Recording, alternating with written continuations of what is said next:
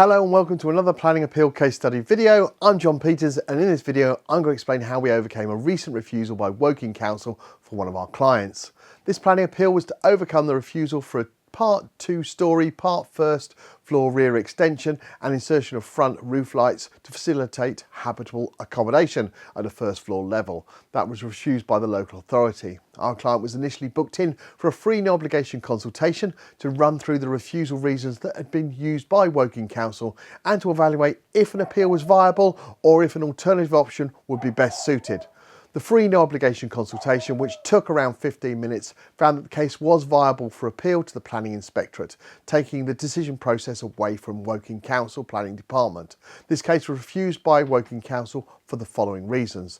The proposed development would result in a significant harm to the character and appearance of the surrounding area by reason of its design, scale and bulk of the proposed development. The proposed development would appear cramped and contravene on the plot, and thus the proposal is an overdevelopment of the site as indicated by the harm and character of appearance of the area and would be contrary to policy.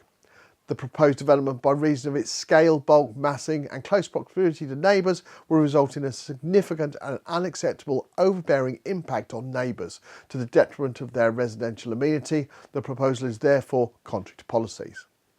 Now, as an organisation, we've been finding recently a large number of errors in local authority planning officers' decisions. These errors help support the appeal cases. We do suspect the increase in errors has been caused by cutbacks by the local authority and unprecedented increases in workloads.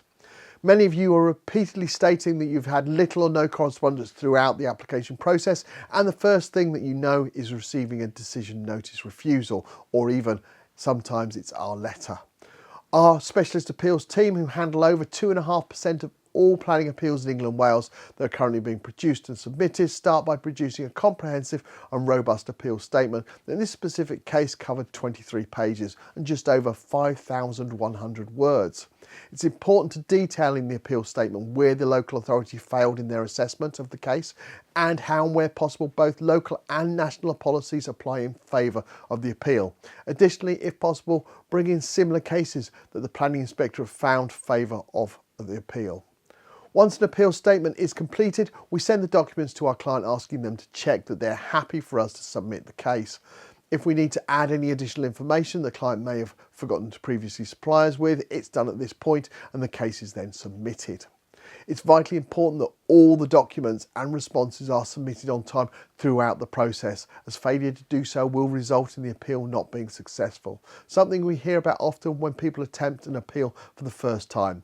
Always ensure you use a professional who has considerable experience of appeals. It is worth asking them for some recent successful planning appeal case studies like you'll find on our website. Due to the large number of cases we represent, we have a dedicated team that liaises with the Planning Inspectorate on a daily basis.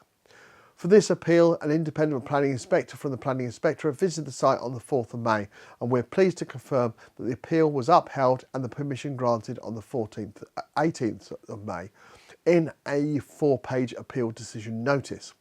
If you'd like to find out if we can help you with your planning appeal, complete our online form on our website, www.planningappealsuk.com, and our new case support team will arrange for a free no obligation consultation with one of our planning appeal assessment professionals. Would you like to find an appeal case study for a certain type of application or even a selected area? We've got so many and not all of them been published or even filmed, but that does not mean we cannot show you what you're looking for. So ask our planning appeal assessment professional during your free no obligation consultation, as it's highly likely we can show you what you're looking for. Thank you for taking the time to watch this planning appeal case study video, and I look forward to producing a next one very shortly. Thanks a lot. Bye.